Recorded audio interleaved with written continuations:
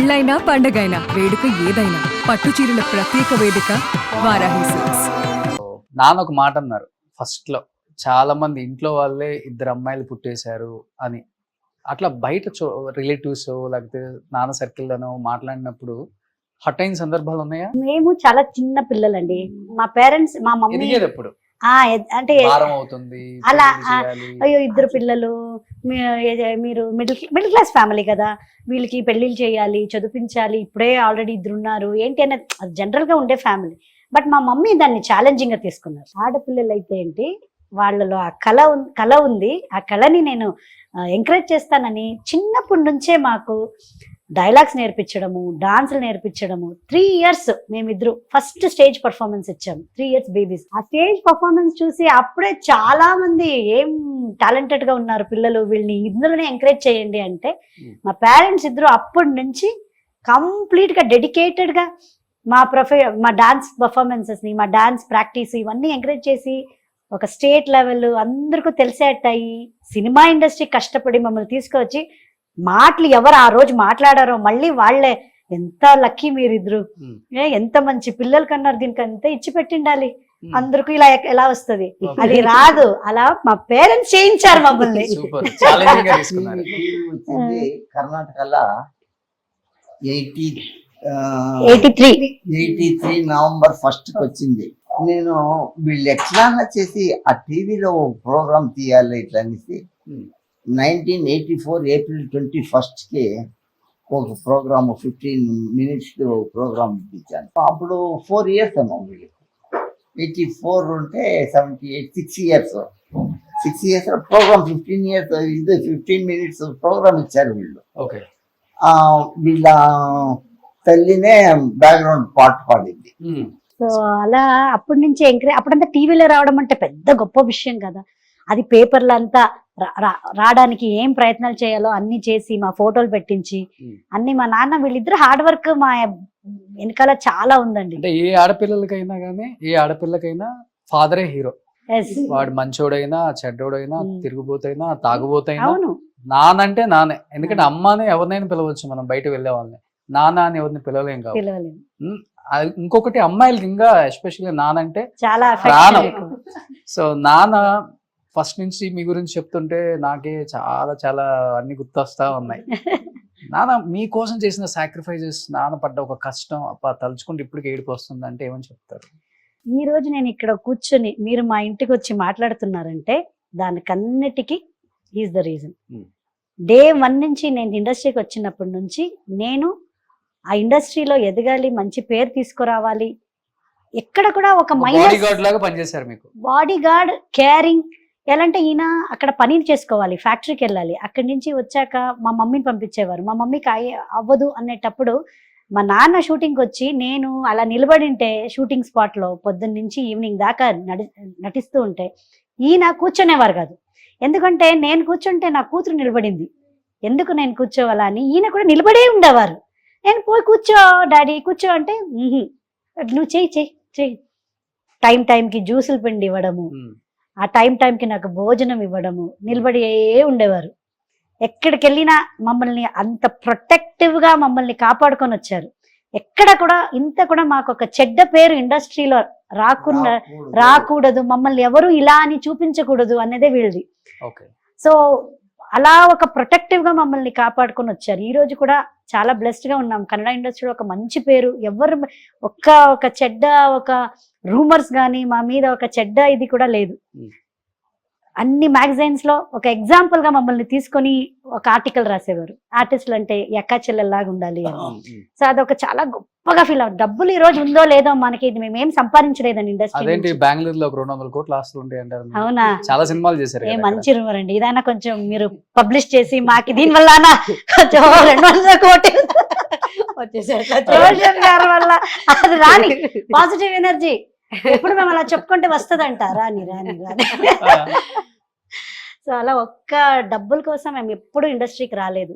ఒక బట్ మీ మంచి పెళ్లికి కట్నం కళాకారులు. మీరే సంపాదించుకున్నారంట కదా? కట్నమే బంగారం. తీసుకోలేదండి మా వారు. ఆ, ఏమి లేదు, ఇన్ కేసు వాళ్ళే అన్ని డబ్బులు పెట్టి మమ్మల్ని పెళ్లి చేసుకున్నారు. అవునా? అవునండి. ఇద్దరు ఇద్దరు హస్బెండ్స్. husbands. ఇద్దరికి ఓకే. కట్నం అనేది ఏమీ లేదు. కట్నం లేదు, ఇష్టపడి వాళ్ళే పెళ్లి వాళ్ళే పెళ్లి చేసుకున్నారు. మేము ఒక సింపుల్ గా పెళ్లి చేసి ఇచ్చాము, మిగిలిన ఖర్చులు రిసెప్షన్ అన్ని వాళ్ళే చేసుకున్నాం. ఓకే. మీరేం చెప్తారు ఫాదర్ గురించి? ఫాదర్ గురించి చెప్పాలంటే నిజంగానే చాలా చాలా హ్యాపీ అనిపిస్తుంది ఈ రోజు నాకు. ఎందుకంటే ఈమెకైతే ఇంటర్వ్యూ నడుస్తూనే ఉంటుంది, చెప్తానే ఉంటుంది. నేను USA లో ఉంటాను, నాకు దొరికిండే ఈ రోజే అవకాశం అన్నమాట. సో ఈ రోజు నేను డాన్స్ టీచర్ గా నాకు ఒక పెద్ద పేరు తెచ్చింది చార్లెట్ లో. నాకు మంచిగా ఈ రోజు ఒక డాన్స్ టీచర్ గా గుర్తుపెట్టడం కానీ, యాజ్ అ టీచర్ గా వాట్ ఎవర్ జాబ్ నేను అక్కడ చేస్తూ ఉండేదానికి రీజన్ మా నాన్నని. చిన్నప్పటి నుంచి 3 years నుంచి మేము డాన్స్ ప్రోగ్రామ్స్ ఇస్తున్నాము, డాన్స్ నేర్చుకుంటున్నాం అన్నమాట. సో అప్పుడు బ్యాక్ స్టేజ్ లో మనకు మేకప్ అన్ని ఎవరు తెలుసా డాన్స్ కి? మన అవునా? అయ్యో, ఓకే. best costume designer.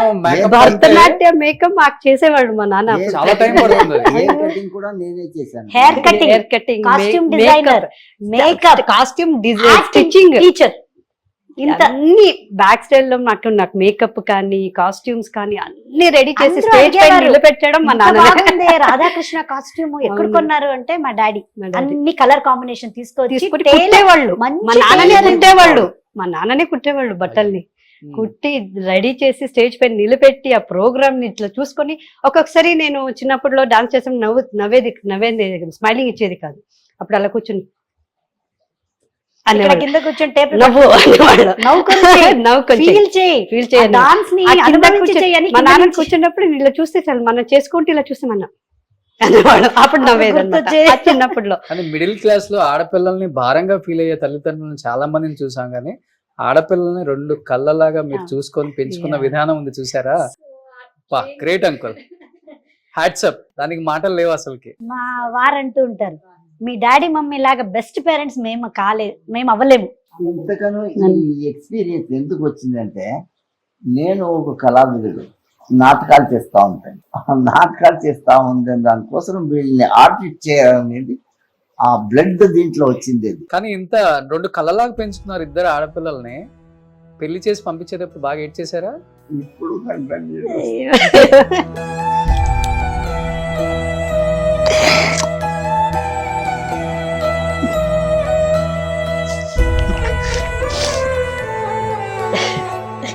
సుందరు అది కూడా.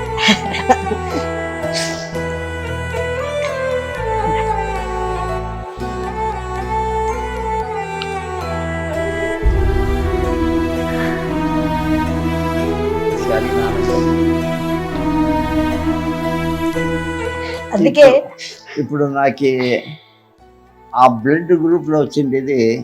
ఇప్పుడు నా మనమరాలు ఉంది, మనమరాలు చేతిలో ఒక డాన్స్ చేపిస్తాను. అతను ఎవరు నేర్పలేదు, టీవీలు చూసి చూసి చూసి చూసి అట్లనే నేర్చుకునింది. పునర్వి ఇప్పుడు 7 years అయ్యి 8th year పడింది. పునర్వి ఎట్లా అమ్మున్నారా? అమ్మ లేదండి. 2016 అదే అందుకే మా నాన్నకి ఆమె మీద అంత ప్రేమ. ఎందుకంటే మా అమ్మ చిన్నప్పటి నుంచి ఆర్టిస్ట్ అవ్వాలని ఒక చాలా ఇది ఉండేది. 2016 ఒక సెకండ్ లో ఇలా వచ్చేసాయి మీ అందరికీ.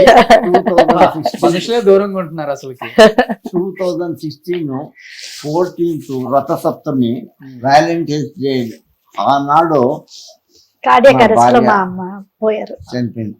నా మనమరాలు 2017 17th డే శుక్రవారము మళ్ళీ పుట్టింది. అదే కరెక్ట్ 1 year అదే డేట్. ఓ, సూపర్. 17th పుట్టింది. ఇది 14th మా భార్య వెళ్ళింది, 17th పుట్టింది. దానికోసం దాని పేరు వచ్చి పునర్వి పునర్జన్మం, పునర్వి. పునర్వి అని పెట్టాం. తను తెలియకుండానే మంచి మంచి డాన్స్లు ఆడుతుంది. ఎంత బాగా, అది షాకింగ్ గా ఉంది మాకు చూస్తూ ఉంటే. ఇవన్నీ ఉందండి, అది ఎవరు నమ్ముతారో లేదో గానీ రీబర్త్ ఉంటుంది definitely. అవన్నీ ఉంది. కానీ అండ్ మా అమ్మ వచ్చి మా అన్నయ్య మీదే ప్రాణం పోయింది. ఇలా పడుకొని అవన్నీ చూసుకునే పోయింది. కరెక్ట్ మా అన్నయ్యకే పుట్టింది. ఓకే. కానీ మీ ఇంటర్వ్యూ చూసిన తర్వాత ఆడపిల్లలు అష్టదేవతలు ఇంట్లో ఉంటే చాలు, అలా తిరుగుతుంటే లక్ష్మీదేవి కలకలలాడుతూ ఉంటుంది. 100%. చాలా మంది పేరెంట్స్ మారతారు అసలుకి. ఈ అమ్మాయి కానీ బెంగళూరులో ఉంటే ఒక్క రోజును తప్పదు. సరిగ్గా ఈ అమ్మాయి ఈవినింగ్ 7:30కి వీడియో కాల్ చేయాలి. ఈ అమ్మాయి షూటింగ్ లో ఉంటే ఒక్కొక్క రోజు అట్లీస్ట్ ఫోన్ చేస్తా ఉండే, వీక్లీ ట్వైస్ ఆర్ థ్రైస్ చేస్తా ఉండే. ఇద్దరు ఎప్పుడు నా దగ్గరనే ఉండారు అని ఇట్లా, నాన్న ఏం చేస్తున్నావు. కానీ మీరు పెంచిన తీరు ఒకటైతే అంకుల్, పెంచి అంత అయిపోయి పెళ్లి చేసిన తర్వాత కూడా ఇన్ని ఇయర్స్ అయినా కానీ నాన్న పెంపకాన్ని ఎక్కడ కొంచెం కూడా మిస్ చేయకుండా అలానే వాళ్ళు పెరుగుతున్న తీరు చూసారా? ఇంకా అది గ్రేట్ అంకుల్ అసలు. అది ఒక పేరెంట్ గా ఆ రోజు ఎలా ఉన్నారో ఈ రోజు ఆశిస్తూ, ఇప్పుడు కూడా నాకు లేట్ అవుతే షూటింగ్ కి ఏం చేస్తున్నావు, ఎక్కడున్నావు, ఈ రోజు లేట్ నైట్ నా 12:30 1 అయిపోయింది నైట్ అంటే మేనేజర్కి ఫోన్ ఇవ్వ, నేను మాట్లాడతా, నీకు తెలీదా ఇంత లేట్ అయినా ఇంకా షూటింగ్ చేస్తున్నావు, నేను అడిగే మరి ఎవరు లేరా, మా ఆయనే అడిగారు. ఇంకా అక్కడి నుంచి వస్తూ ఉంటది నాకు, ఇంకా ఇంటికి ఎంత లేదా చూడు, చాలా డిగ్నిఫైడ్ గా ఉండాలి, చాలా హే అని అందరితో మాట్లాడుకొని ఉండకూడదు. అలాగే ఇంకా అలాగే జనరేషన్ మారిపోయింది, ఆ కాలం లాగా లేదు ఇప్పుడు. అడ్వాంటేజ్ తీసుకునే వాళ్ళు ఎక్కువ ఉన్నారు నిజంగా చెప్పాలంటే అంటుంటారు. సో అదే అనేది పేరెంట్స్ ప్రొటెక్షన్ అనేది, అది పేరెంట్స్ తప్ప ఎవ్వరు పిల్లల్ని అలా ప్రొటెక్ట్ చేయలేరు, ఓన్లీ పేరెంట్స్.